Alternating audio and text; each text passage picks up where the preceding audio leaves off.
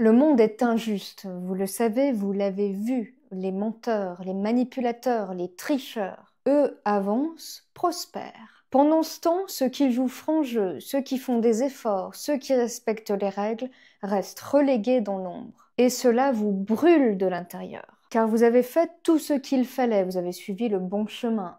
Et pourtant, vous vous êtes déjà demandé pourquoi les pires personnes semblent réussir. Pourquoi le patron le plus impitoyable est celui qui accumule le plus de pouvoir? Pourquoi le politicien le plus corrompu est celui qui va le plus loin? Pourquoi le faux, l'hypocrite, le déloyal, celui qui trahit sans sourciller, est celui qui vit sans se soucier du monde? Alors le constat est fait, très bien. Maintenant, vous avez deux possibilités. Continuer à vous bercer d'illusions en pensant que le monde est juste, ou alors faire face à la réalité et prendre votre part du gâteau. Si vous voulez avancer et réussir à votre tour, vous devez comprendre qu'il n'existe pas de règles, que la vie ne fonctionne pas de façon équitable et que vos efforts ne seront pas systématiquement récompensés si vous travaillez dur. Ceux qui vont loin ne sont pas toujours les plus talentueux, les plus intelligents, ni les plus travailleurs. Ce sont ceux qui comprennent comment fonctionne le jeu. Ce sont ceux qui comprennent comment fonctionne le pouvoir. Ce sont ceux qui comprennent que le monde n'en a rien à faire de leur choix, de leur direction, du chemin qu'ils choisissent et de ce qu'ils font de leur vie. Ce sont ceux qui prennent la responsabilité de leur vie en main, sans se cacher derrière les souhaits de l'entourage, les croyances paralysantes, ni la peur du changement.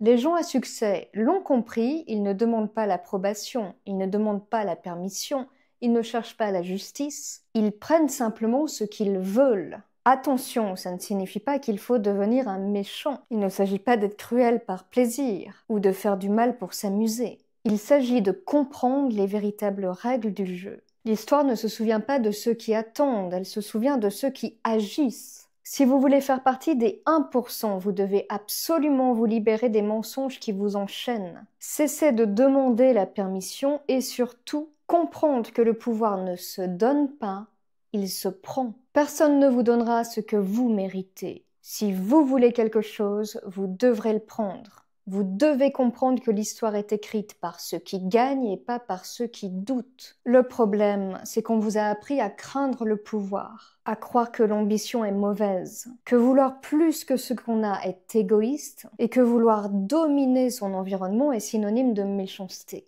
Mais tout ça n'est qu'un mensonge. Parce que pendant que vous étouffez votre ambition, d'autres n'attendent pas. Alors maintenant, vous vous posez sans doute la question, est-il possible de réussir sans devenir une des pires personnes? La réponse est évidemment oui, avec quelques nuances. Oui, à condition de cesser d'être une victime. Oui, à condition de cesser d'attendre la justice. Oui, à condition de cesser de compter sur la validation des autres. Oui, à condition de cesser d'agir comme si le monde vous était redevable. Et oui, à condition d'évoluer au-delà de la peur, des remords et des doutes. Alors, êtes-vous prêt à cesser d'être un spectateur dans le jeu du pouvoir? N'attendez pas qu'on vous le donne, mais prenez-le, maintenant.